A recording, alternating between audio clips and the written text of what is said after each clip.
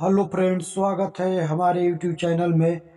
आज हम लोग जानेंगे दर्पण किसे कहते हैं, दर्पण के कितने प्रकार होते हैं, उत्तल दर्पण किसे कहते हैं, अवतल दर्पण किसे कहते हैं, समतल दर्पण किसे कहते हैं और रेखीयावर्धन किसे कहते हैं। दर्पण वह चिकना एवं पलिशदार तल जिस पर पड़ने वाले प्रकाश का अधिकांश भाग किसी निश्चित दिशा में परिवर्तित हो जाता है, दर्पण कहलाता है। दर्पण तीन प्रकार के होते हैं। पहला समतल दर्पण, दूसरा उत्तल दर्पण, तीसरा अवतल दर्पण। तीनों प्रकार के दर्पणों की पहचान दो प्रकार से की जा सकती है। पहला स्पर्श करके, दूसरा प्रतिबिंब को देखकर। हम लोग जानेंगे स्पर्श करके दर्पण की पहचान किस तरह से कर सकते हैं। पहला उत्तल दर्पण, जिस दर्पण की पहचान करनी होती है तो उसके परावर्तक तल को स्पर्श किया जाता है।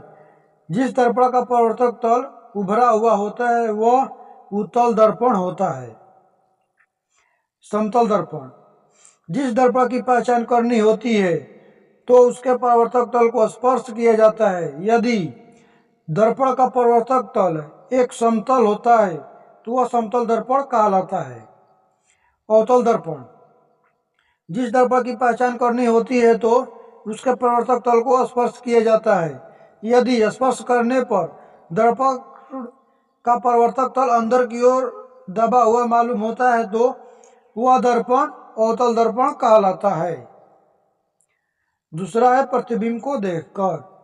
उत्तल दर्पण, जिस दर्पण की पहचान करनी होती है उसके पास किसी वस्तु को लाकर धीरे धीरे दर्पण से दूर हटाते हैं तथा दर्पण में वस्तु के बने हुए प्रतिबिंब को देखते हैं। यदि सीधे प्रतिबिंब का आकार घटता जाता है तो वह दर्पण उत्तल होगा।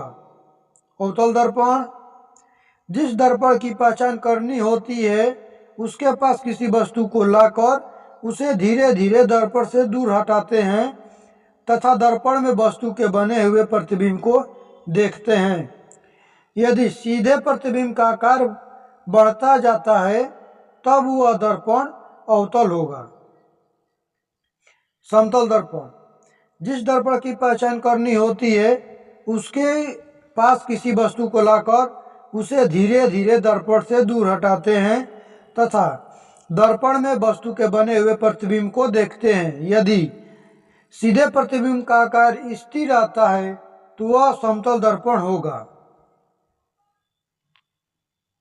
नोट, यदि दर्पण को निकट लाना संभव न हो तो दर्पण में किसी वस्तु का प्रतिबिंब देखने पर वस्तु उल्टा हो तो दर्पण उत्तल होगा। यदि प्रतिबिंब सीधा तथा छोटा हो तो उत्तल होगा। यदि प्रतिबिंब सीधा तथा वस्तु के समान आकार हो तो दर्पण समतल होगा। प्रतिबिंब का रेखीयावर्धन, वस्तु के प्रतिबिंब की लंबाई तथा वस्तु की लंबाई के अनुपात को प्रतिबिंब का रेखीयावर्धन कहते हैं।